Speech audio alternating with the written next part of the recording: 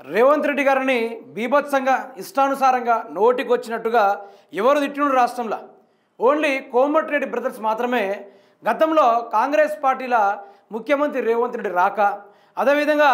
పార్టీలన్నీ ఫిరాయింపులు చేసి ఎక్కడ కూడా పదవులు నిలకడగా నిలవని మనిషి ఆ రేవంత్ రెడ్డి మా పార్టీలకు రావడమే దరిద్రం అనుకుంటూ ఆ రోజుల్లో ఇష్టానుసారంగా నోటికొచ్చినట్టుగా రాజగోపాల్ రెడ్డి వెంకటరెడ్డి కోమటిరెడ్డి ఇష్టానుసారంగా తిట్టడం జరిగింది 3 ఫీట్ల మనిషినో లేకుంటే తల తిక్కోడనో ఏదో బూతులు మాట్లాడితే కుదరదు బిడ్డ బట్టలు కూడా తీసి కొడతామనుకుంటూ ఇలాంటి ఎన్నో విధంగా వాళ్ళు అతను తిట్టారు నేను కాదన అయితే కాంగ్రెస్ పార్టీని అధికారంలోకి తీసుకొచ్చిన ముఖ్యమంత్రి రేవంత్ రెడ్డి అతను మంత్రివర్గ విస్తరణలో మెయిన్గా ప్రధానంగా రాజగోపాల్ రెడ్డి పేరు రావాలనేది ఒకటి ఆకాంక్ష ఉండేది అంతేవిధంగా కోమటిరెడ్డి కూడా అదే ప్రిఫరెన్స్ తోటి పదే రేవంత్ రెడ్డి గారికి చెప్పడంతో నిజానికి ఇప్పుడు ఏం జరిగిందంటే రాజగోపాల్ రెడ్డి పేరు లేదు కీలక ఏవైతే నేతలు మాకే మంత్రి పదవి వస్తుంది అనుకున్న నమ్మకంగా ఎవరైతే కూర్చున్నారో వాళ్ళ కుక్కలకు కూడా మంత్రి పదవి రాలా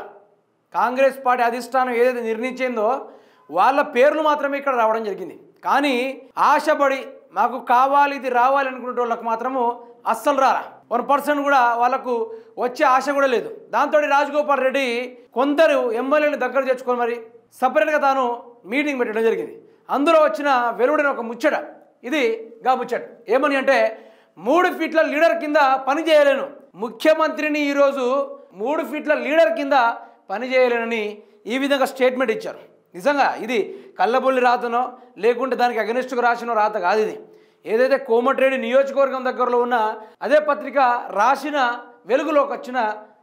మ్యాటర్ ఇదైతే వాళ్ళు ఏం కూర్చొని మాట్లాడుకున్నారు 3 ఫీట్ల దగ్గర నేను పని చేయాలని అనుకుంటా ఆయన మాట్లాడింది ఈ విధంగా రాయడం జరిగింది 3 ఫీట్ల లీడర్ కింద పని చేయలేను మంత్రి పదవి రాకపోవడమే మంచిది కాంగ్రెస్ ప్రభుత్వం ఎలాగో అటర్ ఫ్లాప్ డబ్బుల సంచులు మోసే 3 ఫీట్ల బ్రోకర్ కింద పనిచేయడం నాకు ఇష్టం లేదు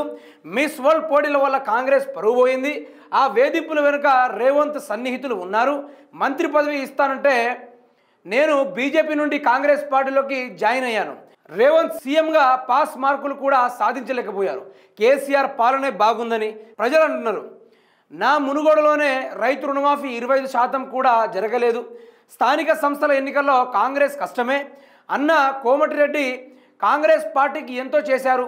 ఆయన మీద గౌరవంతో ఇంకా పార్టీలో ఉంటున్నా అని ఒక మాట చెప్పడం జరిగింది మంత్రి పదవి ఇస్తానంటేనో బీజేపీలో రాజీనామా చేసి కాంగ్రెస్ పార్టీలోకి రావడం జరిగింది ఈ 3 ఫీట్లోని కింద ఎవడు పనిచేస్తాడు బ్యాగులు మోసే దొంగ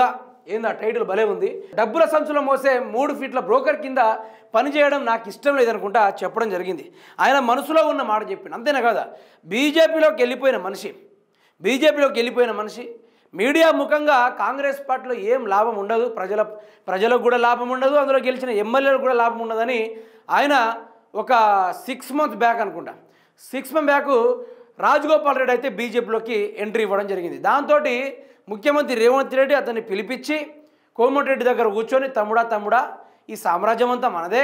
ఈ సామ్రాజ్యంలో మనం అనుకున్నట్టే జరుగుతుంది నీకు మంత్రి పదవి నేను ఇప్పిస్తా అనుకుంటా వాళ్ళ ముగ్గురు చర్చించుకున్నారు అంతా ఓకే అయింది ఆయన బీజేపీ పోకుండా మళ్ళీ కాంగ్రెస్లోనే కొనసాగడం జరిగింది అయితే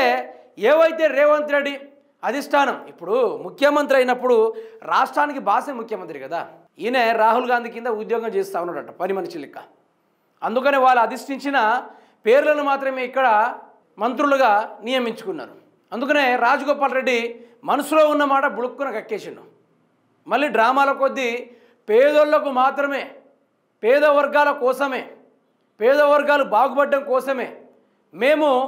పేద మనుషులనుగా మంత్రులుగా ఎంచుకున్నాం ఈరోజు అనుకుంటూ ఇది చూసి కల్వకుంట్ల ఫ్యామిలీ కడుపులో మంట ఊపుతుంది కావచ్చు ఇక ఈనో తీసుకుని అనుకుంటా మళ్ళీ ఒక డ్రామా ప్లే చేస్తూ ఉన్నారు వీళ్ళ బతుక్కి వీళ్ళ జీవితాలకు మంత్రి విస్తరణ చేయడం కూడా వీళ్ళకి చేత కానప్పుడు అది అధిష్టానం నిర్ణయించింది దాన్ని కూడా రేవంత్ రెడ్డి డ్రామాలు చేస్తూ ఉన్నాడు నిజానికి కాంగ్రెస్ పార్టీలో 3 ముక్కలు అయ్యి తలో దిక్కున పోతుంది ఒకటి బీఆర్ఎస్ వైపు వస్తుంది ఒకటి బీజేపీ వైపు పోతుంది ఇంకా కాంగ్రెస్ పార్టీలో ఎందుకు పుట్టానరా అనుకొని తల మీద గుడ్డేసుకొని కూర్చునే పరిస్థితి